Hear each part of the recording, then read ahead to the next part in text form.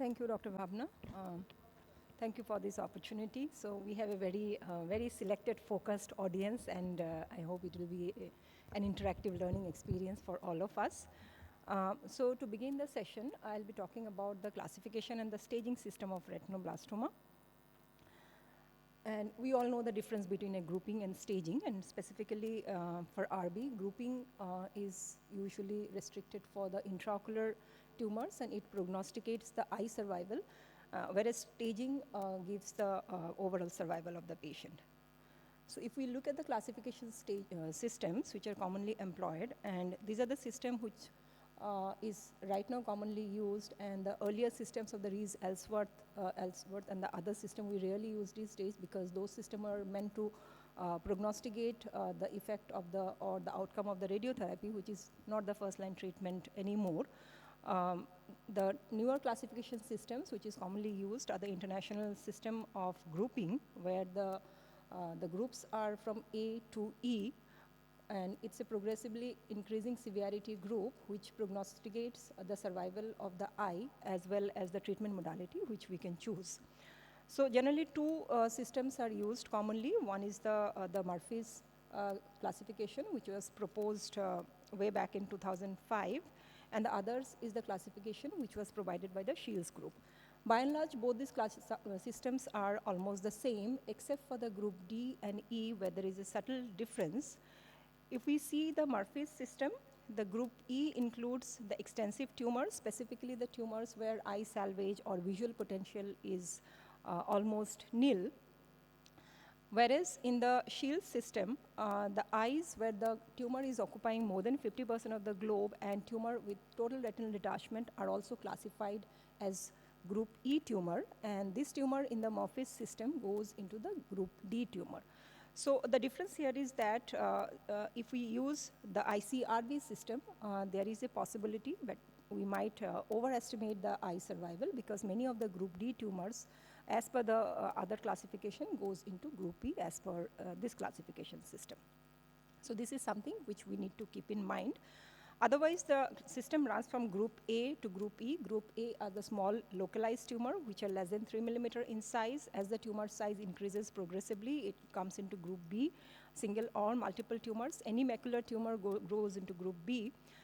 When there is focal seeding, either subretinal or vitreous seed, the classification becomes group C. When the seeding is diffuse, it becomes group D. And other than that, beyond that, when there is extensive neovascularization and damaged eye, phthisis, and tumors which are involved in the anterior segment, becomes a group E tumor.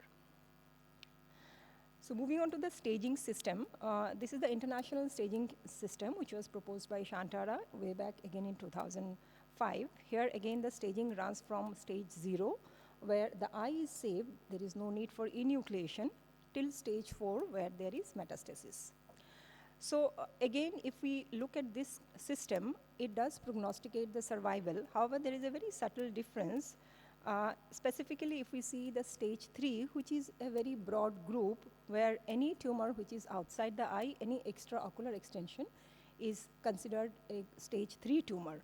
Now, we know that extraocular extension, sometimes the prognosis depends not only on the extent of the extraocular extension, but also what is the pattern of extension, whether the tumor has come out via the optic nerve or whether there is an anterior transscleral or a transcorneal extension. So those sometimes decides the prognosis. And possibly there is a need to revise this classification system also to be able to prognosticate the survival better. So just to look at how well this staging system, specifically for stage 3, prognosticate survival, we just took our own cohort of patient, and this was presented day before yesterday in the free paper session.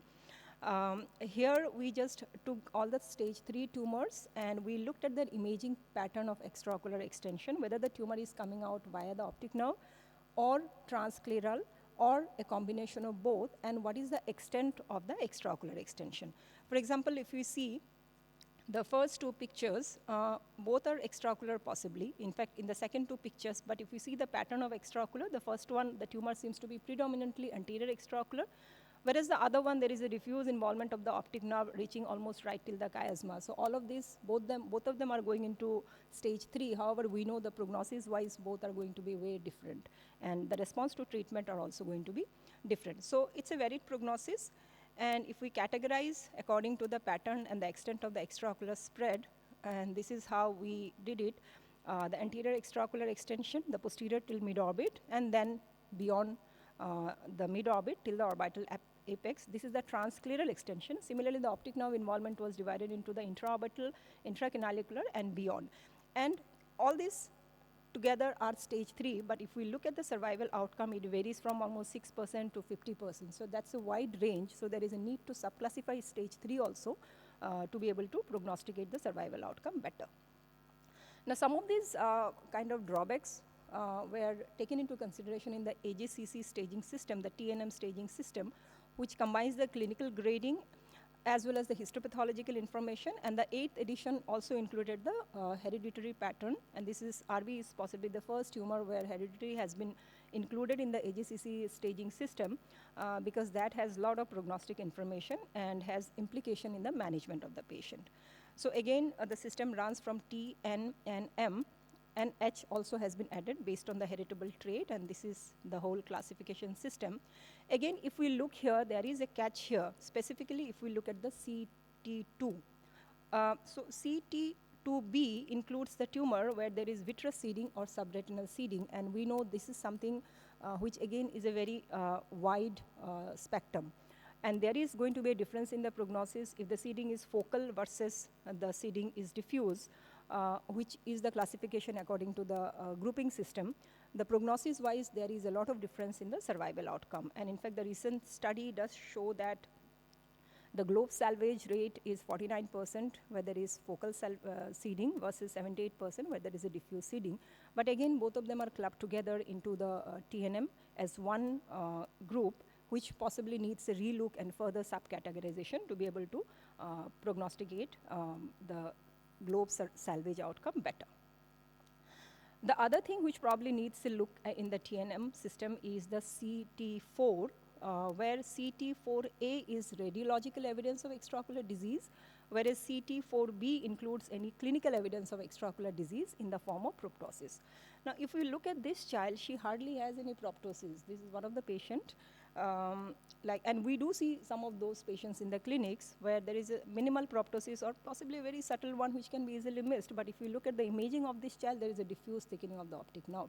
Now, going by the TNM staging, she would possibly go into the radiological evidence of extraocular extension, which is a lower stage in the classification system, so should be prognostically better, but we know the prognosis here is going to be far worse than somebody who possibly has an anterior fungating mass. So again, there is a need to relook at this aspect of the classification in the further revisions, which is going to happen.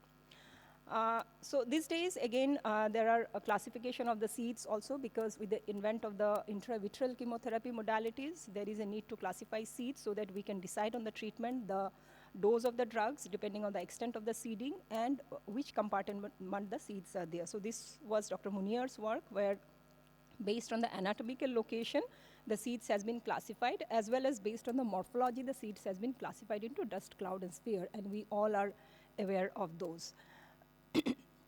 So for a cloud, probably the dose of intravitreal and the frequency of intravitreal are going to be much more than what we do for a dust.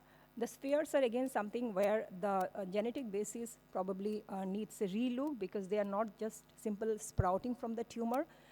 Genetically, they can be little different. They might be having new mutations, and hence the treatment response might be variable for them also. Swati has recently worked on the anterior chamber. Sorry, I think the picture is overlapping them. So anterior chamber seeds classification has been recently published by Swati and her group. And here again, based on the morphology, the similar classification that we do for the vitreous seeds has been proposed. And also a clinico-pathological correlation has been proposed. So this was basically the main classification system that we follow for retinoblastoma these days. And the classification and the staging system should help us guide the treatment decision and also help in prognostication. And as far as RB is concerned, with the advent of newer modalities, almost every in the future, there is a need to review the existing system continuously so that it remains contemporary and able to prognosticate the disease and the treatment decision better. Thank you very much.